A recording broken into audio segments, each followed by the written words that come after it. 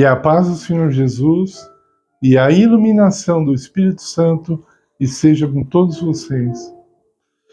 Bom, conforme prometemos ontem, vamos continuar o assunto da lei e da graça no vídeo de hoje. Ontem falamos sobre a lei. A lei pertence a Deus, porque ela está no caráter de Deus. Não sei quantos estão acompanhando aquela série Chosen, que fala sobre os discípulos de Jesus, e é lógico, sobre Jesus. Ali mostra uma cena bem interessante. Jesus foi para Nazaré, isso está na terceira temporada. Então Jesus foi para Nazaré, ele pregou conforme Lucas, capítulo 4, eles ficaram escandalizados, porque ele falou que a profecia messiânica estava se cumprindo nele, e aí eles falaram, bom, de acordo com a lei de Moisés, você precisa ser apedrejado. Aí ele falou assim, eu sou a lei de Moisés. E eles ficaram horrorizados. Mas eu não sei, queridos, se você ainda não chegou a essa informação, mas é verdade. Jesus é a lei, porque ela está dentro dele, ela é o caráter dele, ela é a expressão do pensamento dele. Você não pode separar a expressão de um pensamento de uma pessoa dela mesma.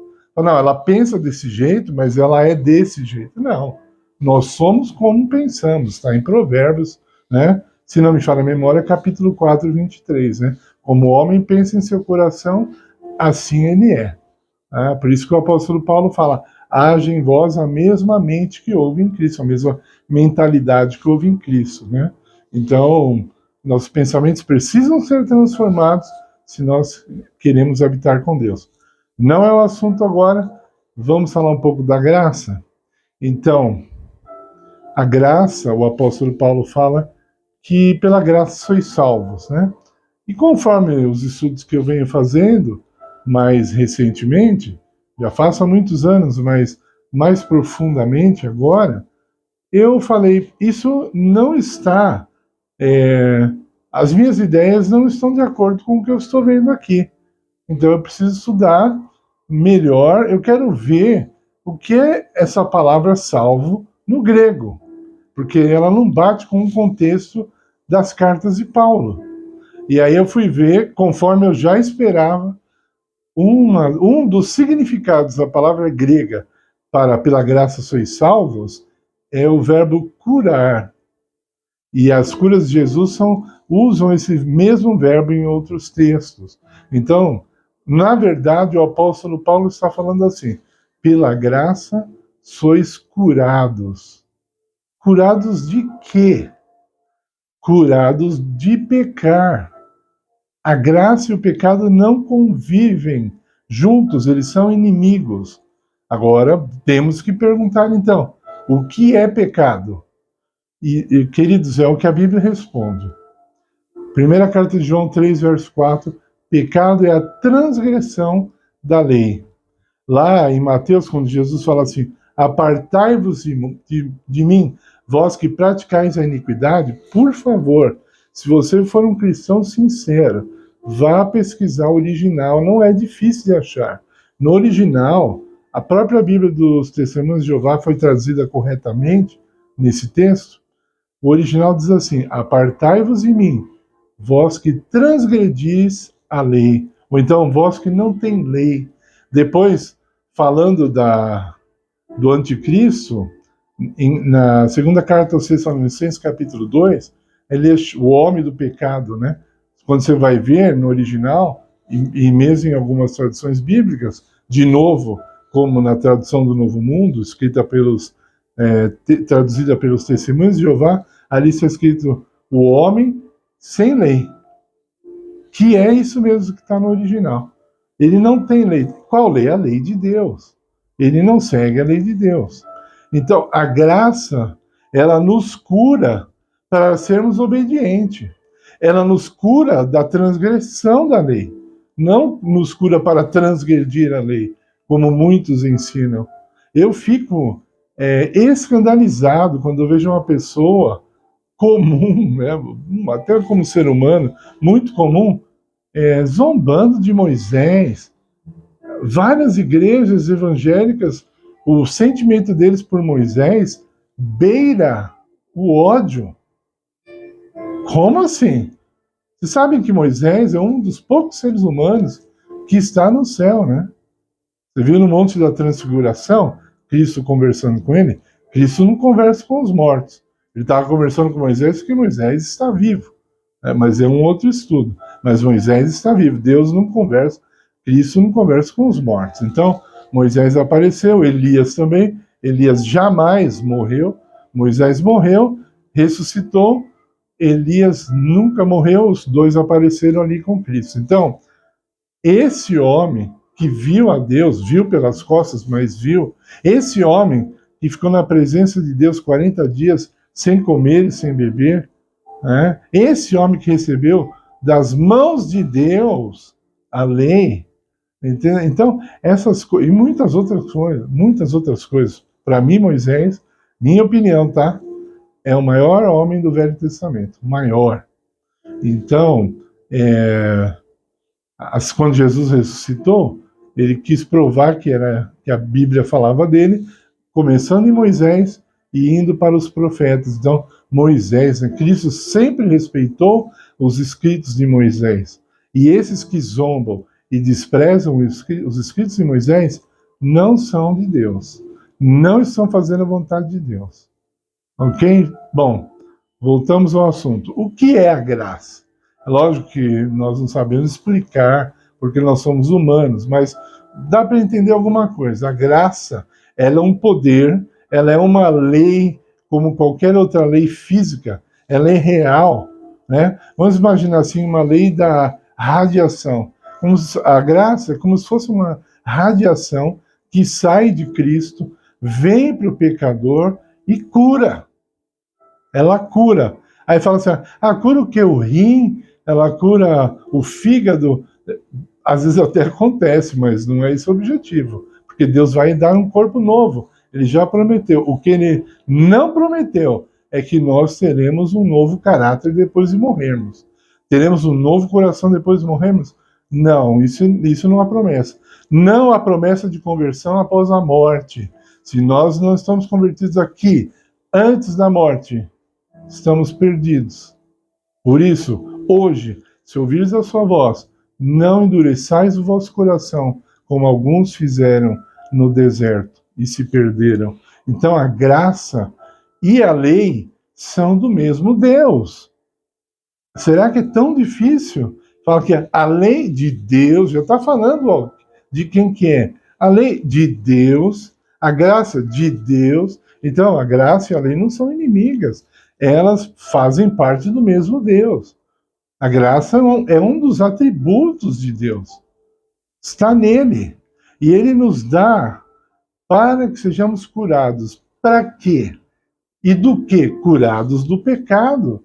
Para quê? Para transgredir a lei? Não. Como disse o apóstolo Paulo, quando ele está falando exatamente do assunto da graça, assim, vamos então transgredir a lei? Pela fé? De modo algum. Antes confirmamos a lei. Aí depois ele diz em Romanos 7, a lei é santa, justa e boa.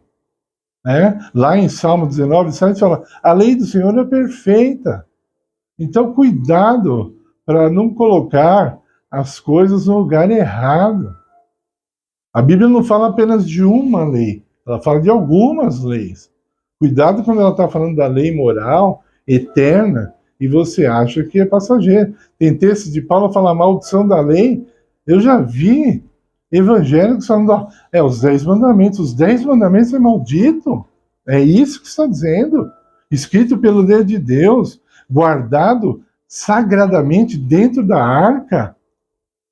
Aí eu repito aquilo que eu falei antes. A lei, a arca, melhor, é um objeto santo porque a lei está lá dentro? Ou é a lei que é santa porque ela está dentro da arca? Né? Lembra do exemplo do sapato, né? A caixa de sapato se torna valorosa quando o sapato está lá dentro ou quando ela está vazia?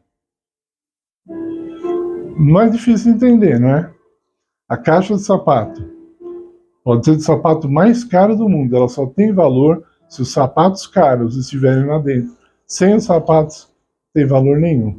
Pode dar para uma criança, um bebezinho brincar ali, né? Que eles gostam de brincar com essas coisas. Tá entendendo? Então, não coloque a lei contra a graça, ou a graça contra a lei. Ela te cura para a obediência da lei. Não existe recompensa na desobediência. Como você pode crer que você agrada a Deus desobedecendo a Deus? Aí alguns distorcem. E eu não vejo muita sinceridade nessa gente, não. Mas alguns distorcem e falam assim, olha, ele está falando que a salvação é pela lei. Eu não estou falando isso, não. Não estou falando.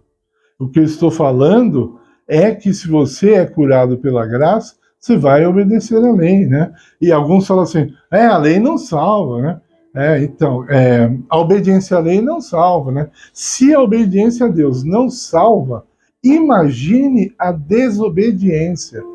Entendeu? Vou repetir. Se a obediência a Deus, se a obediência à lei não salva, imagine a desobediência. Isso é questão de usar a cabeça, e não é por muito tempo, é só um pouquinho.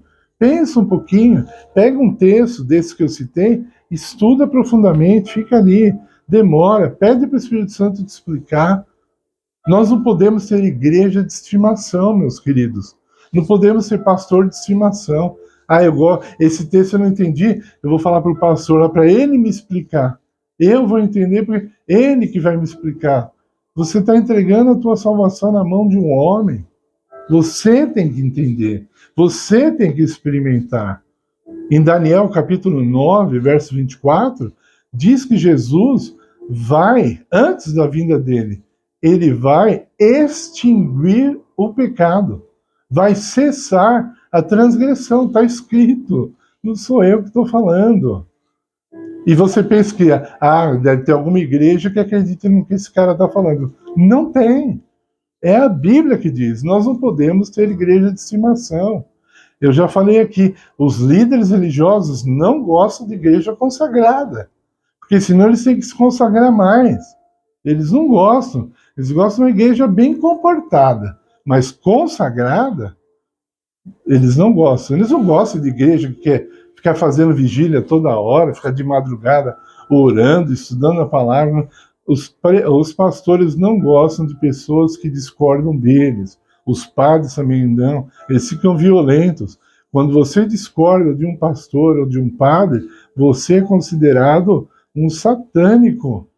Você está errado, é eles que estão certos.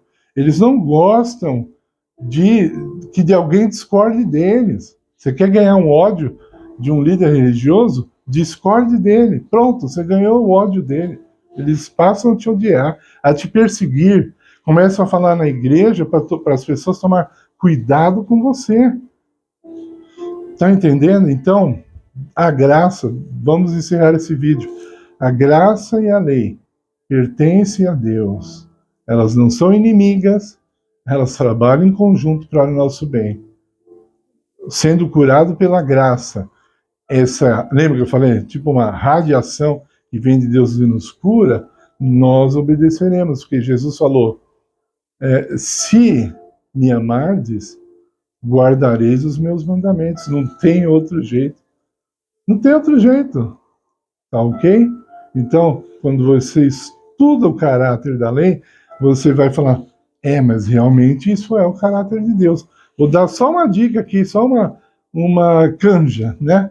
O primeiro mandamento diz que Deus é fiel. Por isso que ele não quer que você tenha outros deuses. O primeiro mandamento está falando de fidelidade. Mostra que Deus é fiel, logo no primeiro mandamento. Está entendendo? Por isso que ele quer que você seja fiel. Eu já falei uma vez, quando eu tinha um programa de rádio, quando uma pessoa está idolatrando um ídolo, adorando um ídolo, seria o mesmo que ela tivesse sexo com outra pessoa na frente de seu cônjuge. Deus se sente traído. Ele está vendo uma cena semelhante a um marido vendo a esposa tendo relações com outro homem na frente dele. Vendo a esposa vendo o marido tendo relações com a mulher na frente dela. Isso é o primeiro mandamento. Quando adoramos aos ídolos, Isso é adultério, na cara ainda do nosso cônjuge. Então, o primeiro mandamento fala de fidelidade. Você vai estudando cada mandamento, você vai entendendo. Isso é o caráter de Deus. A graça não anulou a fidelidade. A graça não permite você idolatrar. A graça não veio para permitir você adulterar. Tem um pastor batista chamado Paul Washer, tem alguns vídeos dele em português, ele é americano, e ele começou a falar sobre a lei, a igreja batista não costuma falar, e eu vi ele contando, não vi o sermão, ele contando que ele estava num sermão, ele começou a falar da lei, e um irmão levantou lá e resmungou, vai falar da lei agora, nos tornar prisioneiros, né? E ele falou assim, irmão, qual dos mandamentos que está te incomodando? Ele perguntou. Qual o mandamento que te aprisiona? E a pessoa não conseguiu responder, né? E ele, se eu não me falha a memória, ainda chegou a perguntar, é o não adulterarás que te aprisiona? Você gostaria de estar livre desse mandamento? Né? Qual dos mandamentos de Deus nós podemos jogar fora? Se eles representam o caráter de Deus. Meus queridos, falei muito, mas eu espero que tenha sido muito proveitoso. Aceitem o calor da minha mensagem, porque não tem outra forma de falar desses assuntos tão importantes, tão urgentes para nós. Deixe seu like no vídeo, se inscreva no canal se você ainda não é inscrito, compartilhe com muita gente para ajudar a crescer o nosso canal. Ore por esse ministério para a honra e glória do Senhor Jesus. Amém.